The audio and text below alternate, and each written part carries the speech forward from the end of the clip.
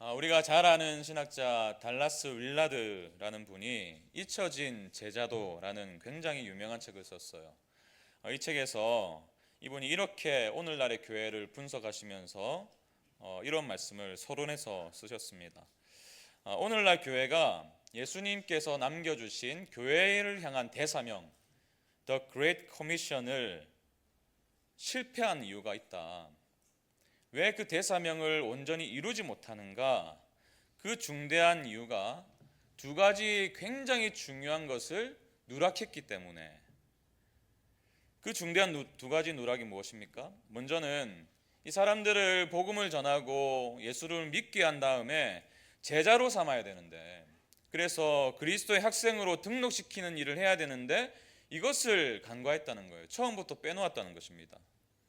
또 다른 한 가지는 예수님께서 우리 모든 교회에게 말씀하신 것을 우리가 정말 가르쳐 지키게 하라, 이 말씀을 그대로 받고 이 성도들을 훈련시키고 양육시켜서 점점 그런 성장의 기쁨을 누리게 해야 되는데 이것을 빠뜨려 놓은 채 다른 것에 집중하고 있다는 거예요. 근데 그러다 보니까 이 중요한 역할을 간과하게 되다 보니까 예수님께서 우리에게 이 땅에 오셔서 우리 모든 성도들, 우리 모든 교회에게 주시기로 약속하신 인생의 풍성함, 이 풍성한 삶을 잃게 된다는 것입니다. 한마디로 복음이 말하는 것과 우리의 삶에서 실제로 경험하는 그 삶에 큰 괴리가 생기게 된다는 거예요. 그래서 이 간극을 줄이기 위해서라도 다시 우리 모든 교회들이 주님께서 모든 지상교회에게 명령하신 대사명으로 돌아가야 된다. 이것이 이분의 주장입니다. 우리가 잘 알다시피 마태복음 28장 19절에서 20절까지 말씀, 주님께서 우리에게 무슨 말씀하셨죠? 그러므로 너희는 가서 모든 민족을 제자로 삼아 아버지와 아들과 성령의 이름으로 세례를 베풀고 내가 너희에게 분부한 모든 것을 가르쳐 지키게 하라. 볼지어다 내가 세상 끝날까지 너희와 항상 함께 있으리라 하시니라. 여기에 많은 동사들이 등장하지만 사실 주동사는 딱 한 가지예요. 제자 삼으라. 제자 삼으라. 이것이 모든 교회에게 주신 대사명이에요. 제자 삼으라. 우리가 절대로 놓쳐서는 안 될 교회의 핵심 가치라는 것입니다. 그렇기 때문에 이 달라스 윌라드의 말처럼 교회에 정말 필요한 것은요, 더 많은 사람도 아니고 더 많은 재정도 아니고 더 아름다운 건물이나 어떤 프로그램도 아니고 그야말로 제자가 되어서 제자로 삼아가는 것. 여러분, 이것이 우리 교회가 개척 이후에 계속해서 양육 체계를 갖추어 가고 있는 이유입니다. 앞으로도 계속해서 이 양육 과정을 점차 확대할 예정이에요. 제자훈련과 사역훈련을 계속해서 붙들고 가고 있는 이유예요. 여러분, 우리는 그리스도의 제자가 되어야 될 줄로 믿습니다. 제자는 단순히 예배에 참석하는 사람들이 아니에요. 그저 일주일에 한 번씩 시간이 되면 씻고 일어나서 예배당에 나오는 사람들이 제자가 아닙니다. 제자는 누구입니까? 예수님을 믿고 시간이 지날수록 예수님이 보는 방식으로 세상을 보는 사람들이에요. 예수님이 살았던 삶의 방식대로 삶을 조정해 가는 사람들이 그리스도의 제자입니다. 그래서 오카누 목사님도 평신도를 깨운다라는 책에서 이런 말을 남기셨어요. 한번 잘 들어보세요. 우리는 예배만 보고 흩어지는 군중을 만드는 것이 아니라, 헌금만 하는 기부자를 모으는 것이 아니라, 입으로만 주를 외치는 자를 찾는 것이 아니라 평신도 한 사람을 사역과 목회의 주체로 세우기 위해 훈련해야 한다. 이것이 제자도다. 제자도의 목적은 작은 예수가 되는 것이다. 그저 예배만 드리고 왔다 갔다 하는 군중들을 양성하기 위한 곳이 교회가 아니라 정말 주님의 말씀을 통해서 제자로 훈련받고 제자다운 삶을 살아가는 것, 그런 일을 하는 공동체가 바로 교회라는 거예요. 여러분, 그렇다면 우리는 어떻게 제자가 되고 제자를 삼는 교회가 될 수 있습니까? 어떻게 하면 교회에게 맡겨주신 주님의 대사명을 이루는 교회를 계속해서 세워갈 수 있을까요? 우리가 오늘 읽은 본문은 우리에게 두 가지 방법을 선명하게 말씀해 주십니다. 제자 되고 제자 삼는 교회가 되려면 첫 번째 우리가 행해야 될 것, 그리스도를 전파해야 됩니다. 28절은 어떻게 시작하죠? 우리가 그를 전파하여. 우리가 그를 전파하여. 여기서 말하는 그가 누구일까요? 사도 바울입니까? 아니면 초대교회 당시에 유명한 지도자들입니까? 아니에요. 27절에 그 해답이 나옵니다. 하나님이 그들로 하여금 이 비밀의 영광이 이방인 가운데 얼마나 풍성한지를 알게 하려 하심이라. 이 비밀이 복음이죠. 이 비밀은 너희 안에 계신 그리스도시니 곧 영광의 소망이니라. 우리가 그를 전파하여. 너희 안에 계신 그리스도시니 곧 영광의 소망이니라. 우리가 그를 전파하여. 여러분, 사도 바울은 평생 이 한 가지를 붙들고 살았습니다. 우리가 그를 전파하여. 교회는 반드시 그리스도를 전파해야 될 줄 믿습니다. 그 자리에 다른 무엇도 들어가서는 안 돼요. 그래서 제가 말씀이 전하는 대로 설교하는 이 강해 설교를 붙잡고 가는 이유예요. 제가 어떻게 해서든지 제가 전하는 모든 설교에 주님이 드러나게 하려고 노력하는 이유가 여기 있습니다. 말씀을 전했는데 성도님들의 기억 속에 제가 했던 재미있는 예화만 남아있다면 저는 실패한 설교자예요. 저의 이름만 드러나도 문제죠. 그리스도가 드러나야 될 줄 믿습니다. 그렇다면 그리스도를 전파하는 구체적인 방법은 무엇일까요? 28절 다시 보세요. 우리가 그를 전파하여 각 사람을 권하고 모든 지혜로 각 사람을 가르침은. 권하고 가르침은. 여기서 권하다, 권면하다는 이 잘못된 길을 가고 있는 자들이 돌이키게 하는 목적으로 쓰입니다. 가르치는 것은 뭐예요? 그야말로 복음의 진리를 선명하고도 깊이 들여다보고 이것을 삶으로 구현할 수 있도록 도와준다는 거예요. 여러분, 저는 복음이 하나님의 능력이라고 믿습니다. 여러분도 그렇게 믿으시나요? 복음이 하나님의 능력이에요. 우리 교회 홈페이지 들어가 보시면요, 지금 홈페이지 바꾼 지 굉장히 오랜 시간이 지났는데도 한 번도 안 들어가 보신 분들 오늘 밤에 회개하시고, 우리 교회 홈페이지 들어가 보시면 교회의 비전을 이렇게 기록했습니다. 복음 중심의 교회. 이를 위해서 한 가지 명제를 말하고 있어요. 복음이 모든 것을 변화시킨다. 복음이 우리의 중심이 될 때 개인과 가정, 직장과 도시는 변화됩니다. 저는 이것을 정말 믿어요. 우리가 그를 전파하여. 말씀을 통해서 드러난 주님의 인격이, 그분의 은혜가 결국 우리의 삶을 변화시키는 능력의 원천인 것입니다. 그리고 이 진리를 믿고 각 사람을 권하고 각 사람을 가르치는 것이 저와 같은 목사에게 주신 본질적인 사역이에요. 그래서 바울은 에베소 교회에 목사를 주신 이유를 이렇게 밝히죠. 에베소서 4장 11절 12절 같이 읽습니다. 시작. 그가 어떤 사람은 사도로, 어떤 사람은 선지자로, 어떤 사람은 복음 전하는 자로, 어떤 사람은 목사와 교사로 삼으셨으니 이는 성도를 온전하게 하여 봉사의 일을 하게 하며 그리스도의 몸을 세우려 하심이라. 어떤 사람은 목사와 교사로 삼으셨으니, 이 말은 목사 그리고 주일학교 교사가 아니라 목사 곧 교사예요. 목사 즉 교사. 무슨 말이에요? 목사를 교회에 왜 주셨는가? 가르치는 자로 주셨다는 거예요. 무엇을 가르칠까요? 말씀을 가르치는 자. 그 말씀을 가르치는 자의 목적이 무엇입니까? 이는 성도를 온전하게 하여. 이 성도를 온전하게 하는 수단이 바로 권면과 가르침을 통해서 그리스도를 전파하는 거예요. 그렇기 때문에 제가 말씀을 연구할 시간이 없을 정도로 다른 일에 바쁘다면 저에게 주신 직무유기예요. 반대로 말씀을 연구하지 않는 게으름에 빠지는 것도 마찬가지입니다. 딕 루카스라는 분이 이런 말을 했어요. 만족할 만한 말씀 사역이 없으면 교회는 시들거나 죽어버리거나 다소 기괴한 형태를 띠게 된다. 저는 전적으로 공감이 됩니다. 그래서 제가 한 주일에 많은 시간들을 주일 설교 준비에 쓰고 있어요.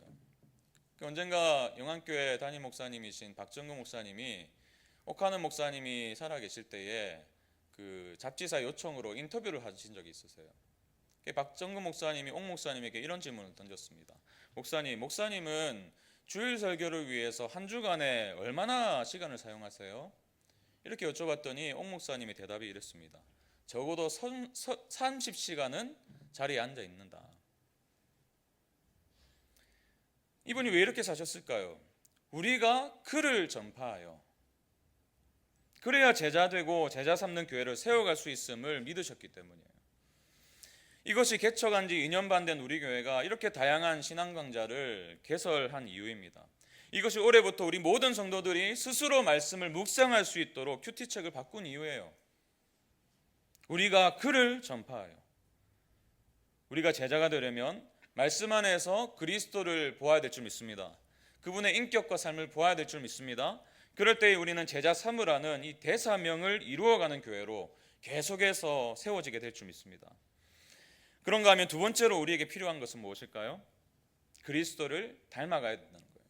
다른 말로 하면 성숙의 목표가 주님이 되어야 된다는 거예요.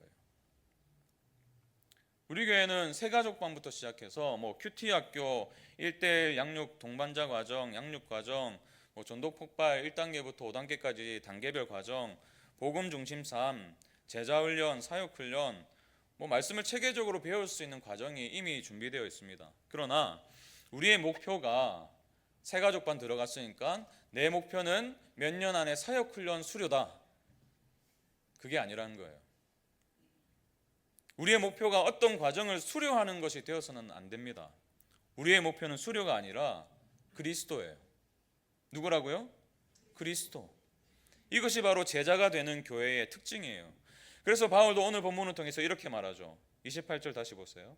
우리가 그를 전파하여 각 사람을 권하고 모든 지혜로 각 사람을 가르침은 각 사람을 그리스도 안에서 완전한 자로 세우려 함이니. 왜 그리스도를 전해야 됩니까? 왜 각 사람을 권하고 각 사람을 가르쳐야 됩니까? 목적은 하나예요. 각 사람을 그리스도 안에서 완전한 자로 세우려 함이니. 여러분, 여기서 말하는 완전함은요, 완벽이 아니에요.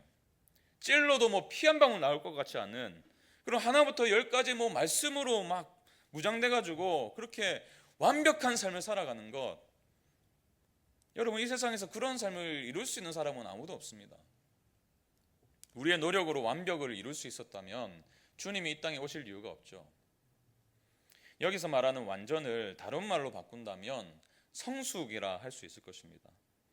우리는 이 땅을 살아가면서 완벽한 존재는 될 수 없지만 성숙해질 수는 있어요.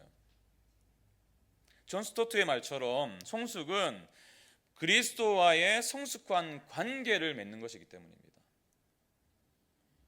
우리가 그리스도 안에서 살아간다는 것은 그야말로 그분과 인격적으로 또 생명으로 유기적으로 연결되어 있다는 말이거든요.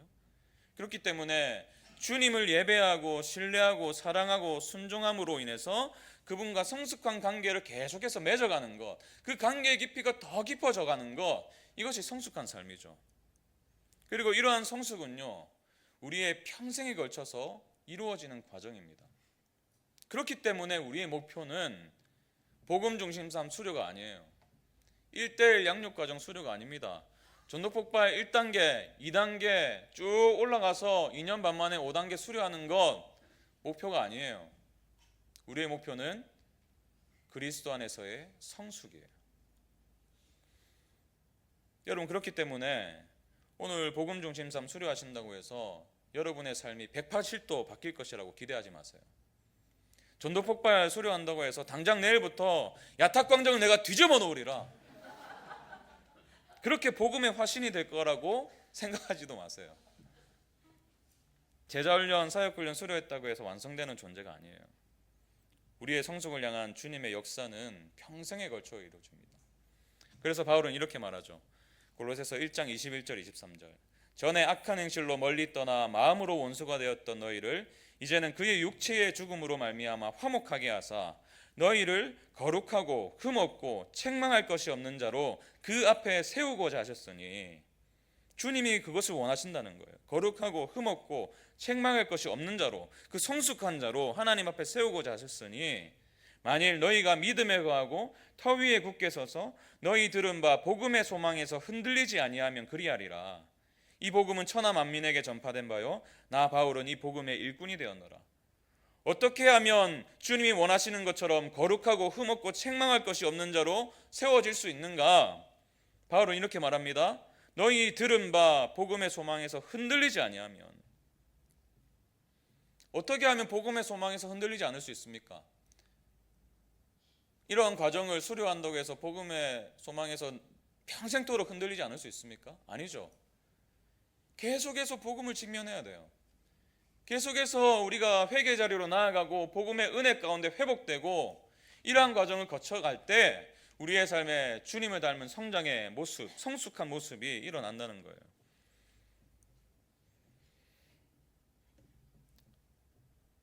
저는 29절에 기록된 바울의 고백이 말씀을 가르치는 저와 같은 목사들 또는 교육자들 뿐만 아니라 저와 여러분 모두에게 적용된다고 생각합니다. 29절 보세요. 이를 위하여 그리스도 안에서 온전한 자로 세우는 이를 위하여 나도 내 속에서 능력으로 역사하시는 이의 역사를 따라 힘을 다하여 수고하노라. 우리의 목표는 그리스도예요. 그리스도 안에서 완전한 자로 세워져 가는 것입니다. 이를 위하여 우리가 어떤 태도로 살아야 됩니까? 내 속에서 능력으로 역사하시는 이의 역사를 따라 우리 안에 있는 복음의 능력, 하나님이 부어주신 은혜의 능력, 그것을 의지해서 힘을 다하여 수고하노라. 여기서 힘을 다하다는 말은요, 스포츠 경기에서 쓰이는 말이에요. 선수들이 승리를 쟁취하기 위해서 부단히 꾸준하게 훈련을 받는 것처럼 힘을 다하여 수고하노라. 성숙을 이루기 위해서 치열하게 수고하노라. 저희 어머니께서 살아생전 종종 하시던 말씀이 이거예요. 사역할 때가 아니면 훈련받을 때다. 저희 어머니는 이 가치를 붙들고 평생을 살아가셨어요. 실제로 순장도 하셨고 성도들을 양육하는 과정도 가르친 분이시지만 잠시 사역을 쉬실 때는 어떤 훈련에든 들어가셨어요. 이미 다 훈련을 받으셨음에도 불구하고 어떤 훈련에도 다 들어가셨어요. 어쩔 때는 사역을 하시면서도 훈련 과정에 참여하실 때도 있었습니다. 제가 이제 어머니의 삶을 돌아보면서 왜 그런 인생을 살아가셨을까? 제가 오늘 본문을 묵상하면서 알게 되었어요. 어머니가 성숙의 의미가 무엇인지를 아셨구나. 제가 지난주에 순장반 종강을 하면서요, 한 순장님이 이런 말씀하셨어요. 순장님들 다 앉아 계신 데서 순장님들 전도 폭발 훈련에 모든 순장님이 함께 하셨으면 좋겠습니다. 사실 저는 그 말씀을 듣고 깜짝 놀랐어요. 왜 그러냐면 처음에 이 순장님이 전도 폭발에 참여하셨을 때 이런 말씀을 저에게 하셨거든요. 목사님, 설교에 감동이 되어서 제가 신청을 했는데요, 잘할 수 있을지 모르겠습니다. 괜히 신청했나 싶기도 한 마음이 듭니다. 근데 감사하게도 이분이 1단계 과정도 마치시고 2단계도 마치시고 이제는 다른 분들에게 막 적극적으로 권할 정도의 열정이 생기셨어요. 모르긴 몰라도 이 순장님도 성숙의 의미를 깨달았기 때문이라 생각합니다. 그러면서 이분이 이런 시를 한 소절 읊어주셨어요. 야, 내 나이가 어때서 전폭하기 딱 좋은 나이인데.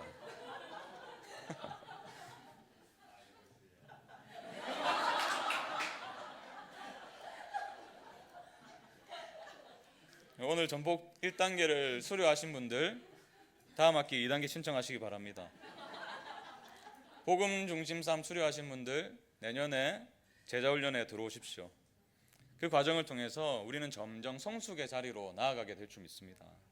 그런 과정 속에서 여러분, 제가 순장님들 말씀을 들으면요, 다락방에서의 나눔이 달라진대요. 이 양육 과정에 참여하고 있는 그 순원들의 고백들 때문에 나눔의 질이 달라졌대요. 사람들을 바라보는 시선도 달라지고 내 인생을 향한 해석도 달라질 수 있는 거예요.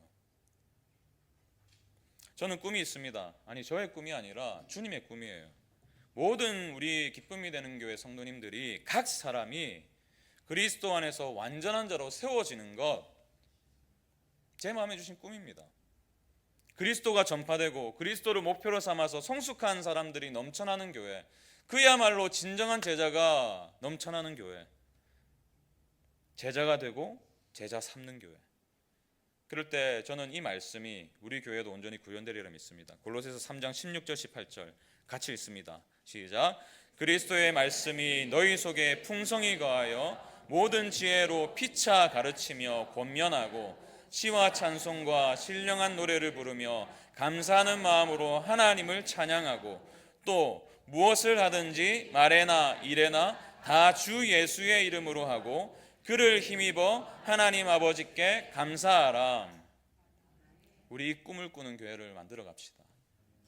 말씀이 풍성하게 거해서 그 말씀으로 피차 가르칠 수 있는 교회.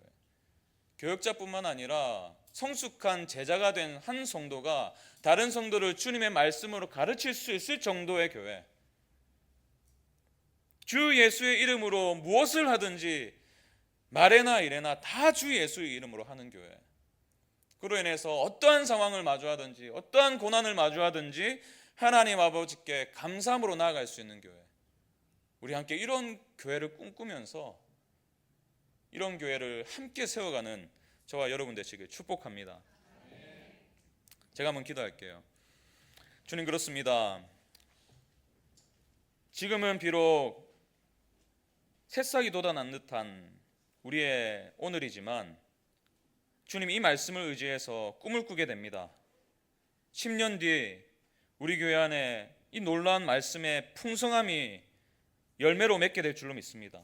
20년 뒤에 수많은 제자들이, 주님의 제자들이 우리 교회를 가득 채울 줄로 믿습니다. 우리가 함께 이 꿈을 꾸며 달려가게 하시고 모든 각 사람이 주님 안에서 성장하고 성숙함으로 나아가서 주님의 기쁨이 되는 삶을 살아갈 수 있도록 주님 인도하여 주시옵소서. 주님, 오늘 29분의 수료자가 있습니다. 이 자리에 참석한 모든 성도들 이 꿈에 동참하게 되는 기회가 되게 하시고, 특별히 간증하는 두 분의 마음이 우리 모두에게 하나님이 주신 은혜로 그들의 마음과 삶이 다가올 수 있도록 도와주셔서 제자 되고 제자 삼는 교회로 나아가는 우리의 모든 발걸음이 될 수 있도록 인도하여 주시옵소서. 감사드리며 예수님 이름으로 기도합니다.